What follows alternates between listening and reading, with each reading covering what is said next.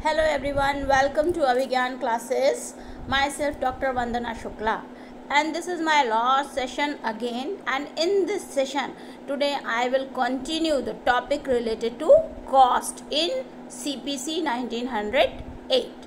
Okay हम लोगों ने लास्ट सेशन में कंप्लीट किए थे इंटरेस्ट और कॉस्ट से रिलेटेड सेक्शन 34 और 35। इसके बाद इसी पार्ट में 35A और 35B दो सेक्शंस हमारे बचे हैं, जिनको मैं आज के सेशन में, आज के इस वीडियो लेक्चर में डिस्कस करूंगी।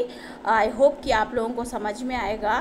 तो 35A of code of civil procedure 1908 क्या कहता है? सेक्शन 35A की अगर हम बात करें तो ये भी रिलेटेड तो कॉस्ट से ही है, लेकिन कैसी cost? Compensatory cost in respect of false or vexatious claim or defenses, कि ये कंपनसेटरी कॉस्ट है। मीन्स ये जो है जिसमें जैसे हर्जाने के रूप में या प्रतिकारात्मक रूप से जो खर्चे होते हैं, जो अगर कोई व्यक्ति फॉल्स तरीके से मिथ्या या झूठा क्लेम या कोर्ट को परेशान करने वाले या डिफेंस में को गलत तरीके से करने वाले क्लेम करते हैं, तो कोर्ट जो है वो कंपनसेटरी कॉस्ट डाल सकता है। वो कैसे, कौन से सेक्शन में डालेगा? सेक्शन 35A ऑफ CPC में डालेगा। Let us see the sub section 1 of section 35A। क्या कहता है सेक्शन 35A का सबसेक्शन 1 कि इफ़ इन एनी सूट और अदर प्रोसीडिंग्स, कि अगर कोई सूट है या कोई और प्रोसीडिंग है, इंक्लूडिंग एन एग्जीक्यूशन प्रोसीडिंग, जो प्रोसीडिंग्स आ रही हैं उसमें आपके कौन सी प्रोसीडिंग्स भी शामिल हैं? एग्जीक्यूशन प्रोसीडिंग्स भी शामिल हैं। ठीक है, क्योंकि जब डिक्री हुई है किसी चीज़ में, ऑर्डर हुआ, जजमेंट हुआ, डिक्री हुई, तो डिक्री के बाद उसके एग्जीक्यूशन की प्रोसीडिंग्स स्टार्ट होनी है। तो इसमें कोई भी सूट या कोई भी केस है, कोई भी सूट है या कोई और प्रोसीडिंग जिसमें कि हम एग्जीक्यूशन प्रोसीडिंग्स को भी शामिल कर रहे हैं, मतलब 35A एग्जीक्यूशन प्रोसीडिंग्स को भी इसमें शामिल करता है। बट छोड़ता किसको है? एक्सक्लूड किसको करता है? एक्सक्लूडिंग एन अपील और अ रिवीजन। अपील है अगर कोई, या कोई रिवीजन है किसी केस में, तो इन दोनों को एक्सक्लूड कर दिया गया है। मीन्स ये इसमें शामिल नहीं है। इस सेक्शन के अंतर्गत जो कंपनसेटरी कॉस्ट होंगी, डाली जाएंगी कोर्ट के द्वारा, उसमें क्या शामिल नहीं है? अपील और रिवीजन शामिल नहीं है। अब आगे देखिए कि any party objects to the claim और डिफेंस ऑन द ग्राउंड। अब क्या है कि कोई भी सूट है, कोई भी प्रोसीडिंग है जिसमें एग्जीक्यूशन प्रोसीडिंग शामिल है, उसमें क्या है कि कोई पार्टी ये ऑब्जेक्शन करती है, किसी पार्टी को ये ऑब्जेक्शन है कि क्या ऑब्जेक्शन है? कि टू द क्लेम और डिफेंस, मतलब क्लेम पर, जो क्लेम किया गया उसमें, या डिफेंस में ऑन द ग्राउंड, मतलब उस आधार पर, उन आधारों पर, दैट द क्लेम और डिफेंस और any part of it is, कि जो भी क्लेम किया गया है या जो भी डिफेंस लिया गया है उसका कोई भी हिस्सा, या तो पूरा क्लेम और डिफेंस, ठीक है, या फिर उसका कोई हिस्सा, एज अगेंस्ट द ऑब्जेक्टर, मतलब जितना कि ऑब्जेक्ट करने वाले के खिलाफ है, मतलब ऑब्जेक्ट करने वाले के फेवर में नहीं है, वो पार्टी क्या कहती है? ऑब्जेक्टर कहता है कि false or vexatious to the knowledge of the party by whom it has been put forward, मतलब कि वो हिस्सा जो, मतलब क्लेम और डिफेंस या उसका कोई हिस्सा जो कि ऑब्जेक्टर के खिलाफ है, वो कैसा है? फॉल्स है, वेक्शिशियस है, और वो उस पार्टी की नॉलेज में है। ठीक है, by whom it has been put forward, जिस पार्टी के द्वारा वो क्लेम या वो डिफेंस किया गया है। ठीक है, मतलब वो पार्टी ये अच्छे से जानती है कि वो गलत क्लेम कर रही है, फॉल्स मिथ्या क्लेम कर रही है, वेक्शिशियस की केवल किसी को परेशान करने वाला क्लेम कर रही है, मतलब कि परेशान करने के लिए, उसका मेंटली हैरेसमेंट करने के लिए क्लेम कर रही है। वो पार्टी जानती है जिसने ऐसा क्लेम या डिफेंस लिया है। तो क्या है? And if there after as against the objector. और इसके बाद क्या होता है कि ऑब्जेक्टर के अगेंस्ट सच क्लेम और डिफेंस इज अलाउड डिसअलाउड। अब क्या है, ऐसा क्लेम और ऐसा डिफेंस जो है जिसने ऑब्जेक्शन किया उसके अगेंस्ट क्या कर दिया गया, डिसअलाउ कर दिया गया। ठीक है, अबॉन्डन मीन्स अबॉन्डन उसको छोड़ दिया गया, और विड्रॉन इन होल और इन पार्ट, या फिर उसको विड्रॉ कर दिया गया, या फिर मतलब कुछ पार्ट को विड्रॉ कर दिया गया, या फिर पूरे के पूरे उस क्लेम को या उसके पार्ट को उसको विड्रॉ कर दिया गया। तब क्या होगा, the court if it so things fit, अगर कोर्ट को ये ठीक लगता है तो कोर्ट क्या कर सकती है, may after recording its reasons for holding such claim, court क्या करेगी कि ऐसे क्लेम के लिए और defence to be false or वेक्शिशियस, ठीक है, कि क्लेम कोर्ट क्या करेगी, वो रीजंस रिकॉर्ड कर लेगी। मीन्स जो भी रीजंस जिस आधार पर ऐसा लगता है पार्टी को कि वो क्लेम वेक्शिशियस है, फॉल्स है, ठीक है, झूठा है, कोर्ट को परेशान करने के लिए, पार्टी को परेशान करने के लिए किया गया है, तो वो ऐसे रीजंस को रिकॉर्ड करेगी, मीन्स ऑन रिकॉर्ड लेगी फॉर होल्डिंग सच क्लेम और defence to be false or वेक्शिशियस। मतलब ये जो क्लेम है झूठा है, गलत है, तंग करने वाला है, इन सब चीज़ों को मतलब कोर्ट के जो भी आधार उसके पास होंगे उनको वो रिकॉर्ड करेगी। और क्या करेगी, कोर्ट में make an order for the payment to the objector, और तब कोर्ट क्या करेगी, मतलब वो रीजंस तो लिखेगी, उसके साथ वो ऑब्जेक्टर को पेमेंट का ऑर्डर देगी by the party by whom such claim or defense has been put forward। मतलब कि ऑब्जेक्टर को के लिए मतलब ये ऑर्डर होगा कि उसको पेमेंट करेगी, उसको कुछ पैसा मिलेगा, मतलब उसको कंपनसेटरी कॉस्ट मिलेगी उस पार्टी के द्वारा, बाय द पार्टी हुम, उस पार्टी के द्वारा जिसके द्वारा क्या किया गया, सच क्लेम और defence has been put forward, ऐसा क्लेम या ऐसा डिफेंस कोर्ट में लाया गया, फाइल किया गया। ठीक है, जिसके मतलब ऐसा क्लेम, ये झूठा क्लेम या मिथ्या क्लेम या वैक्शिशियस क्लेम या डिफेंस जिस पार्टी ने भी रखा था, और वो अगर ऑब्जेक्टर ने उस पर ऑब्जेक्ट किया कि ये गलत है और वो साबित हो गया, कोर्ट को लगा कि हाँ ये बात ठीक है, मीन्स ऑब्जेक्टर जो है वो ठीक कह रहा है, तो वो क्या कर सकती है, वो रीजंस जो है जिन आधारों पर उसको लगता है कि वो क्लेम या डिफेंस जो है वो कैसा हो सकता है, फॉल्स और वेक्शिशियस हो सकता है, वो आधार कोर्ट ऑन रिकॉर्ड लेगी, और उसके बाद जिस पार्टी ने ऐसा क्लेम या ऐसा डिफेंस लिया है किया है, तो वो पार्टी के ऊपर वो पेमेंट कॉस्ट करेगी, of cost by way of compensation. किस रूप में कि मतलब वो पार्टी उसे कॉस्ट, उस पार्टी के ऊपर कॉस्ट पड़ेगी वे ऑफ कंपनसेशन, हर्जाने के रूप में, प्रतिकार क्या कहते हैं उसे कि मतलब प्रतिकर के रूप में। ठीक है, मतलब उसको वो कंपनसेशन के रूप में वो कॉस्ट पे करनी होगी उस व्यक्ति को। This is subsection 1 of section 35A। Now we come to subsection 2 of section 35A। अब सबसेक्शन 2 क्या कहता है कि no court shall make any such order for payment of an amount exceeding 3000 rupee और exceeding the limit of its pecuniary jurisdiction whichever amount is less. कि कोई भी court मतलब जो भी कंपनसेटरी कॉस्ट डाल रही है वो 3000 रुपये से ऊपर की नहीं होनी चाहिए। मतलब ऐसा जो पेमेंट होगा उसका ऑर्डर जो होगा वो 3000 रुपये से ऊपर का नहीं होगा, या फिर exceeding the limits of its pecuniary jurisdiction, या फिर जो भी उस कोर्ट का पिक्यूनरी जुरिसडिक्शन है वो होगा, मतलब कि which ever amount is less, मतलब एज पर पिक्यूनरी जुरिसडिक्शन अगर अमाउंट लेस है तो उस अमाउंट तक वो कॉस्ट डाल सकती है कोर्ट, और अगर नहीं तो वो 3000 रुपये तक का पेमेंट का कॉस्ट मतलब कॉस्ट का मतलब उसके ऊपर पार्टी के ऊपर कॉस्ट डाल सकती है। इसी का हम प्रोविज़ो देख लेते हैं। प्रोविज़ो क्या कहता है?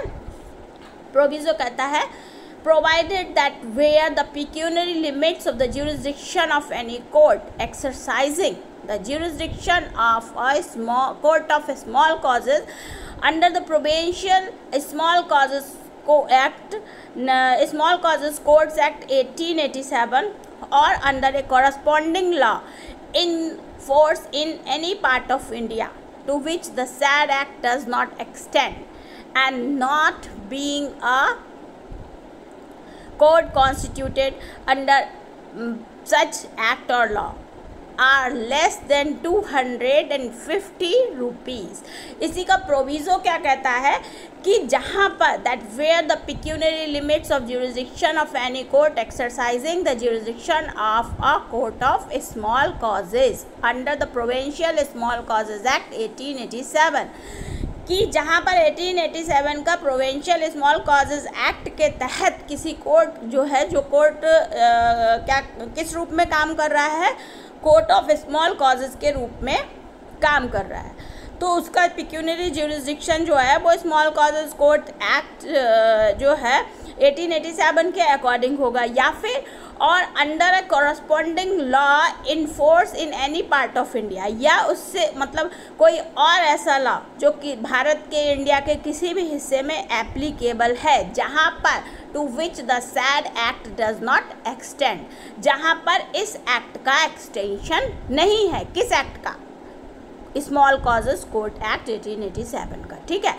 और and not being a court constituted under such law such act or law, और ऐसा मतलब ऐसे इस एक्ट या किसी लॉ के तहत ऐसे कोर्ट का कॉन्स्टिट्यूशन नहीं हुआ है, वहाँ पर क्या होगा, आर लेस देन 250 रुपीज़। वहाँ पर जो पिक्यूनरी ज्यूरिसडिक्शन की लिमिट है स्मॉल कॉजेज कोर्ट में वो कितनी होगी, 250 रुपीज़, मीन्स 250 रुपये।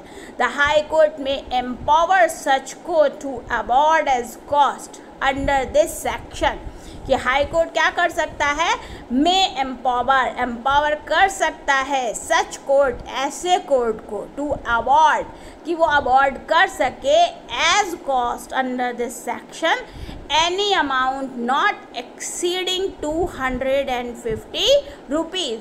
मतलब वहाँ पर हाई कोर्ट क्या कर सकता है कि हाई कोर्ट 250 रुपीज़ से ज़्यादा अमाउंट नहीं पे करना है, ऐसे कोर्ट को ये एम्पावर कर सकता है, and not exceeding those limits by more than 100 rupees.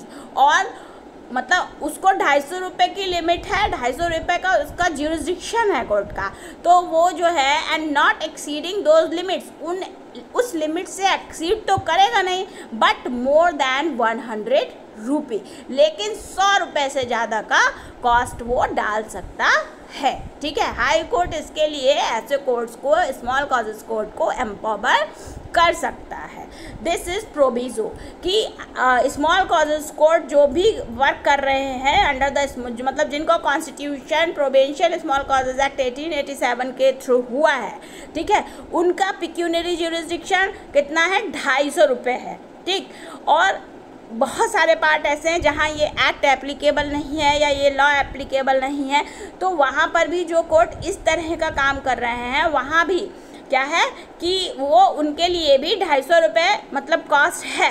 तो हाई कोर्ट ऐसे कोर्ट्स को जहाँ पर ये एक्ट लागू नहीं है, एक्ट एक्सटेंड नहीं कर रहा है या ये लॉ नहीं है, तो हाई कोर्ट 250 रुपये तक उनको मतलब एम्पावर कर सकता है कि वो कॉस्ट अवॉर्ड कर दें, लेकिन 250 रुपये से ज़्यादा नहीं, 250 से ज़्यादा नहीं। और उनको वो मतलब क्या and not exceeding those limits, मतलब उनको वो लिमिट एक्सीड नहीं करनी है, उससे ऊपर तो नहीं कॉस्ट डाल सकते, लेकिन those limits by more than 100 rupees, लेकिन 100 से ऊपर कॉस्ट वो डाल सकते हैं, ठीक है। This is proviso of subsection this is proviso related to subsection 2 of section 35A. Okay, now we come to again another proviso. What that proviso says, that says provided further that the high court may limit the amount which any court or class of courts is empowered to award as cost under this section. इसके अलावा क्या है, the high court may limit the amount, high court amount को limit भी कर सकता है. Which any court or class of courts is empowered to award, मतलब किसी कोर्ट को या क्लास ऑफ कोर्ट्स हैं, एक ही वर्ग के कोर्ट है, एक ही ज्यूरिसडिक्शन के कोर्ट हैं, उनका वो एम्पावर है अवॉर्ड करने के लिए कॉस्ट इस सेक्शन में. ठीक है, इस सेक्शन में वो कॉस्ट डालने के लिए एम्पावर हैं, अवॉर्ड कर सकते हैं कॉस्ट. लेकिन हाई कोर्ट के पास पावर है, हाई कोर्ट ऐसे कोर्ट्स की पावर को क्या कर सकता है, लिमिट कर सकता है. मतलब जो पावर किसके रिगार्डिंग अमाउंट, ठीक है, जिस अमाउंट का कॉस्ट उनको डालना है उस अमाउंट को हाई कोर्ट लिमिट कर सकता है. This is proviso second of subsection 2 of section 35A relating to compensatory cost. Now we come to subsection 3. Subsection 3 क्या कहता है कि no person against whom an order has been made under this section shall by reason thereof be exempted from any criminal liability in respect of any claim or defense made by him. मतलब क्या है कि कोई भी व्यक्ति, मान लीजिए उसके ऊपर कॉस्ट पड़ी, सब सेक्शन 3 कह रहा है कि इस सेक्शन में, मतलब इस 35A के ए में किसी व्यक्ति पर कॉस्ट पड़ी. ठीक है, अब उस व्यक्ति पर जब कॉस्ट पड़ी तो उसने कॉस्ट को पे कर दिया.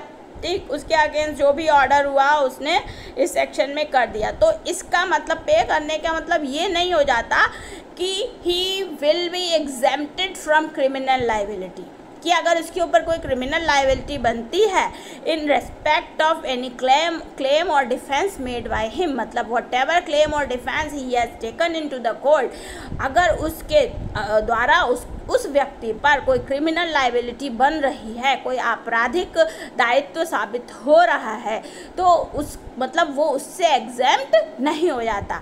मीन्स टू से कि केवल कंपनसेटरी कॉस्ट पे कर देने से कोई व्यक्ति अपनी क्रिमिनल लाइबिलिटी से छूट नहीं पा सकता. ये कौन सा सेक्शन कह रहा है, सेक्शन 35A का सबसेक्शन 3 कह रहा है. Now we come to subsection 4. Subsection 4 क्या कहता है, सबसेक्शन 4 कहता है the amount of any compensation awarded under this section in respect of a false or vexatious claim और defence shall be taken into account in any subsequent suit for damages or compensation in respect of such claim और defence.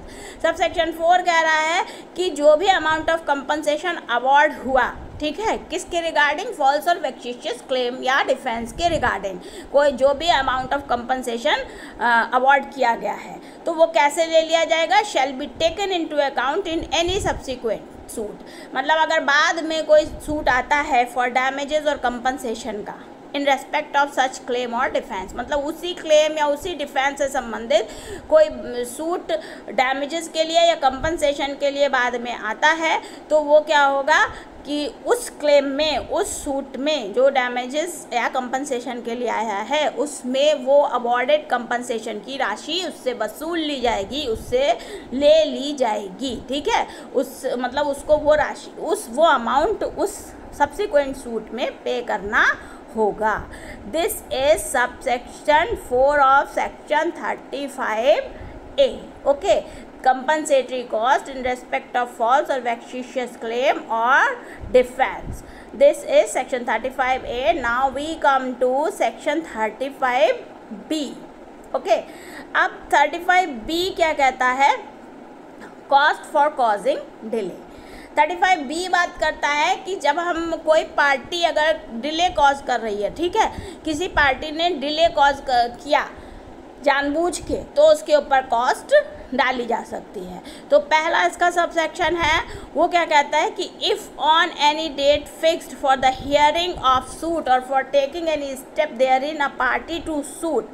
अब क्या है कि कोई date fix की गई suit की हियरिंग के लिए या उसमें कोई आगे की स्टेप ली जानी है, और जो पार्टी टू सूट है, जो उस सूट से रिलेटेड पार्टी है, वो क्या करती है, ए में देखिए पॉइंट कहता है fails to take the step, जो भी स्टेप लिया जाना है उसको लेने में फेल हो गई.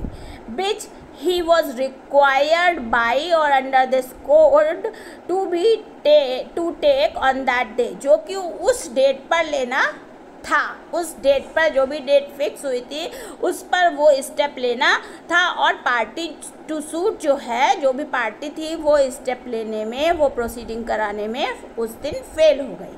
पहली चीज़, पहला पॉइंट। बी पॉइंट क्या कहता है? obtains an adjournment for taking such a step or for producing evidence or on any other ground। या फिर वो पार्टी क्या करती है? एडजॉर्नमेंट लेती है। टेकिंग सच स्टेप मतलब कि जो जिस डेट पर उसे वो स्टेप लेनी थी उसमें वो क्या करती है? उस डेट पर एडजॉर्नमेंट ले लेती है कि मतलब डेट आगे बढ़वाना है उसको। और फॉर प्रोड्यूसिंग एविडेंस और ऑन एनी अदर ग्राउंड, मतलब वो एडजॉर्नमेंट ले लेती है उस डेट पर कि हमें कुछ डॉक्यूमेंट्स प्रोड्यूस करने हैं, एविडेंस प्रोड्यूस करना है, उसके लिए डेट ले लिया, या कोई और ग्राउंड लेके उसने आगे की डेट ले ली। तो ऐसे में क्या होगा? The court may for the reasons to be recorded, court जो भी रीजन्स होंगे उनको रिकॉर्ड करेगा, उनको ऑन रिकॉर्ड लेगा।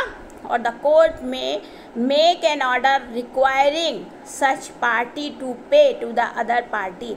तो कोर्ट जो है वो एक ऐसा ऑर्डर करेगा, मतलब कोर्ट ऑर्डर कर सकता है requiring such party to pay to other party, कि जो ऐसी पार्टी है जो एडजॉर्नमेंट ले रही है या जो डेट फिक्स पर जो भी स्टेप लेना नहीं ले पा रही है, वो क्या करेगा? ऐसी पार्टी को to pay to the other party such cost as would in the opinion of the court be reasonably sufficient to reimburse the other party in respect of the expenses incurred by him in attending the court on that date।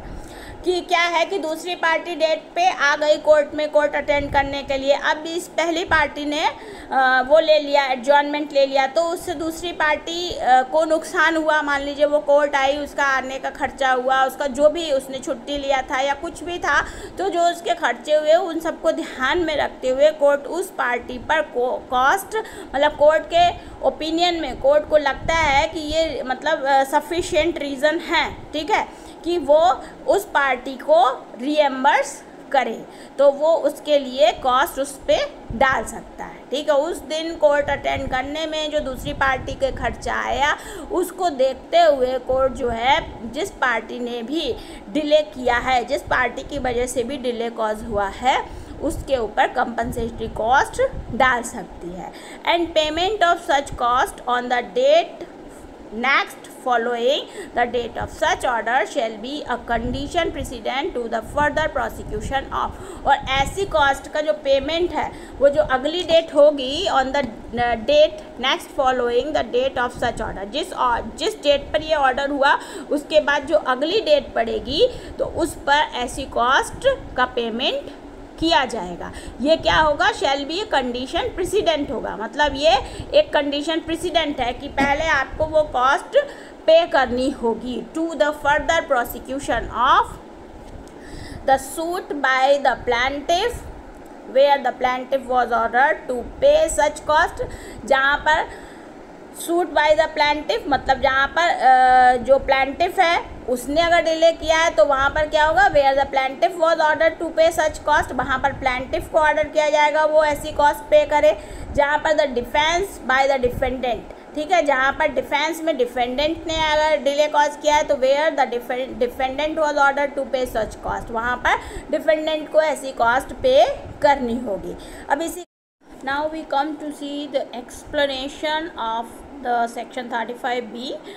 और वो explanation क्या कहती है? ये जो explanation है 35B में जो दी गई है वो कहती है कि where separate defences have been raised by the defendants or group of defendants, ठीक है, जहाँ पर अलग अलग डिफेंस रेज किए गए हैं डिफेंडेंट्स के द्वारा या फिर ग्रुप ऑफ डिफेंडेंट्स के द्वारा। मतलब ग्रुप ऑफ डिफेंडेंट्स हैं मतलब कुछ लोगों ने एक साथ मिलकर कोई डिफेंस रेज किया है कोर्ट में, या फिर अलग अलग डिफेंस अपने अलग अलग दिए हैं। तो वहाँ पर क्या होगा? Payment of such cost shall be a condition president. ऐसे में अगर जो कॉस्ट पड़ी है डिफेंडेंट्स पर, ठीक है, तो वो कॉस्ट का पेमेंट होगा वो क्या होगा, shall be a condition president, वो एक पूर्वभाव्य शर्त होगी, कंडीशन प्रेसिडेंट होगी। मतलब कि to the further prosecution of the defence by such defendants or group of defendants as have been ordered by the court to pay such cost. मतलब क्या है कि ये जो है एक कंडीशन प्रेसिडेंट है, मीन्स पहले आपको वो कॉस्ट पे करनी होगी। जब भी नेक्स्ट डेट ऑफ हियरिंग होगी तो उस दिन आप वो कॉस्ट पे करेंगे, और जो भी डिफेंस की डिफेंस की आगे के जो भी कार्यवाही चलेगी उसमें ऐसे डिफेंडेंट्स को या ग्रुप ऑफ डिफेंडेंट्स को ये कोर्ट को कॉस्ट पे करने का ऑर्डर दिया गया है। मीन्स टू से कि ग्रुप ऑफ डिफेंडेंट्स या सेपरेट डिफेंडेंट्स जैसे भी हैं वो नेक्स्ट डेट ऑफ हियरिंग पर जो भी कॉस्ट अवॉर्ड हुई है पेमेंट के लिए वो कॉस्ट पहले पे करेंगे before the proceedings related to defence starts. ठीक है, कि जो भी प्रोसिक्यूशन ऑफ डिफेंस की जो भी प्रतिरक्षा की कार्यवाही है, जो भी डिफेंस का प्रोसीडिंग है वो स्टार्ट हो तो उससे पहले डिफेंडेंट्स को या ग्रुप ऑफ डिफेंडेंट्स को कोर्ट के द्वारा ऑर्डर की हुई कॉस्ट पे करनी होगी। इसी का 35B का सबसेक्शन 2 अब हम देखते हैं कि क्या कहता है। सबसेक्शन 2 कहता है the cost order to be paid under subsection 1, means वो कॉस्ट जो सबसेक्शन 1 में ऑर्डर की गई हैं कोर्ट के द्वारा और उन्हें पे करना है। ठीक है, शैल नॉट इफ पेड, तो इसको आप ऐसे पढ़िए, the cost order to be paid under subsection 1 if paid. अब क्या है कि वो कॉस्ट जो सबसेक्शन 1 में 35B के सबसेक्शन 1 में जो कॉस्ट ऑर्डर की गई हैं अगर उनका पेमेंट कर दिया जाता है, ठीक है, मीन्स उनको पे कर दिया। अगर प्लेंटिफ पर हुई हैं वो कॉस्ट तो प्लेंटिफ ने पे किया, डिफेंडेंट्स पर डाली गई तो डिफेंडेंट्स ने पे किया, तो वो जो कॉस्ट अगर पे कर दी गई है तब क्या होगा, तब shall not be included in the cost awarded in the decree passed in the suit। तब वो कॉस्ट जो है जब आपका केस में डिक्री बनेगी तो वो कॉस्ट उसमें इंक्लूड नहीं की जाएगी। ठीक है, but if such cost are not paid, लेकिन अगर ये कॉस्ट पे नहीं की, मीन्स कॉस्ट डाली गई कोर्ट के द्वारा लेकिन प्लेंटिफ या डिफेंडेंट जिसके ऊपर भी कॉस्ट आई है उसने कॉस्ट पे नहीं की, तब क्या होगा, ए separate order shall be drawn up indicating the amount of such cost. और तब क्या होगा, जब कॉस्ट पे नहीं की गई तो इसके लिए एक अलग से ऑर्डर निकाला जाएगा कोर्ट के द्वारा जो क्या इंडिकेट करेगा, ये बताएगा कि the amount of such cost, जो भी इनको ये कॉस्ट जो पड़ी है उसका जो अमाउंट है वो उस कॉस्ट का अमाउंट बताएगा वो ऑर्डर, जो सेपरेट ऑर्डर निकाला जाएगा। और उसमें क्या लिखा रहेगा, and the names and addresses of the persons, उन व्यक्तियों के नाम और उन व्यक्तियों के पते, address, by whom such cost are payable, जिनके द्वारा ये कॉस्ट पे की जानी है। And the order so drawn up shall be executable against such person, और ये जो ऑर्डर है वो इन लोगों के अगेंस्ट एग्जीक्यूटेबल होगा। ठीक है, मतलब कि ये जो ऑर्डर इन लोगों के अगेंस्ट डाला गया है वो क्या होगा कि वो ऑर्डर इन लोगों के खिलाफ एग्जीक्यूशन इनका किया जाएगा। ठीक है, तो आज के वीडियो में हमने सेक्शन 35A और 35B को देखा जो कंपनसेटरी कॉस्ट से रिलेटेड है। इसी के साथ CPC की यूनिट 1 जो हमारे सिलेबस में थी वो यूनिट आज फिनिश हो गई है। ठीक है, यूनिट 1 का सिलेबस कंप्लीट हो गया है। तो आज के वीडियो में इतना ही। अगले वीडियो में हम जल्दी ही मैं फिर से मिलती हूँ एक नए टॉपिक के साथ CPC से रिलेटेड। तब तक के लिए